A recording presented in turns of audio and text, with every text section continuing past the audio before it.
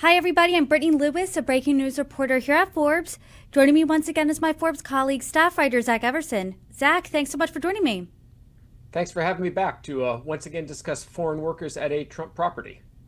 We have had this conversation before. I do want to revisit it because both administrations in President Trump's first and second term have really boasted this hardline stance on immigration. President Trump has also long campaigned on policies that he said put American workers first. But you're reporting that the Trump Vineyard is looking to hire a few dozen foreign temporary workers at a wage lower than previously offered. So talk to us about what you found. Sure. So that's what really stands out this time about Trump having hired foreign workers at one of his properties. We've reported about this numerous times, whether it's Mar-a-Lago, Bedminster, the winery. What stands out this time is that he's paying them $13.90 an hour, which is less than what they paid previously by about $1.91.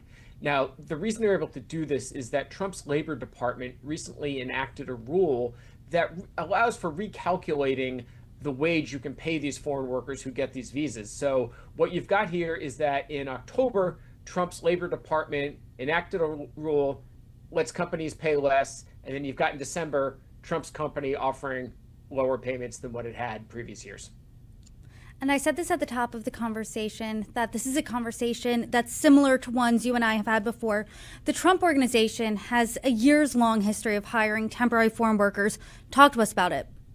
So going back to 2008, which is the last year records are available on the Department of Labor website, the Trumps have sought to bring in 2,069 foreign workers into the country. Now, those are using the H-2A visas and H-2B visas. H-2A is for agriculture, so that's what they used for the Vineyard here. H-2B would be for restaurant jobs, housekeeping jobs at the clubs in Mar-a-Lago. And during the 5 years that he's been president, they've actually brought in or sought to bring in 600 foreign workers. What specifically are the rules for hiring temporary foreign workers? How can they bring them in?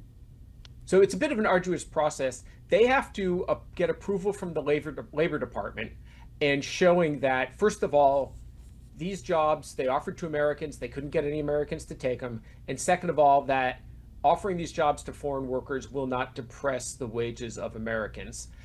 Then it goes on, they have to petition the Department of Homeland Security before the State Department would issue visas abroad to any of these people who could come in.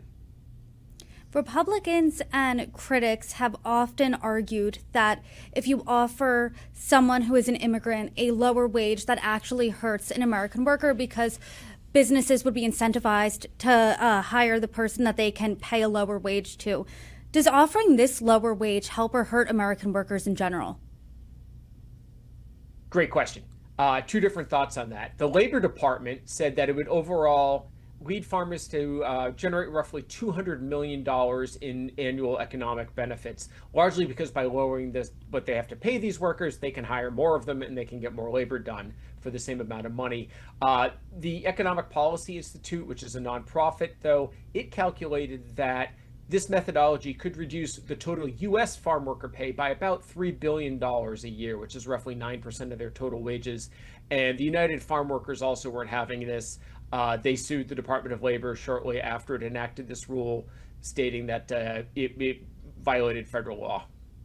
Has President Trump specifically ever commented on hiring temporary foreign workers or his support of that, if he is supportive of that?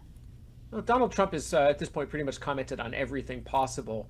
Most of his comments, though, on foreign workers involve the H-1B visa, which is for skilled workers in science, technology, the arts. He doesn't talk about the 2A and the 2B as much, but they do kind of sometimes get grouped into the whole foreign workers coming to take our jobs rhetoric that you hear. When you look at the rules in general on hiring temporary foreign workers paired with this wage decrease and the Trump Organization's specific hiring needs, does it look like President Trump at all made these rules specifically for the benefit of his businesses? No, there's no evidence that's been the case. This is something that applies to all companies that are seeking these visas. Now, what you do definitely have, though, is an instance where in October, Trump's Department of Labor enacts a rule, and in December, Trump's winery goes to take advantage of this new rule. That's the conflict that's really at the heart of this.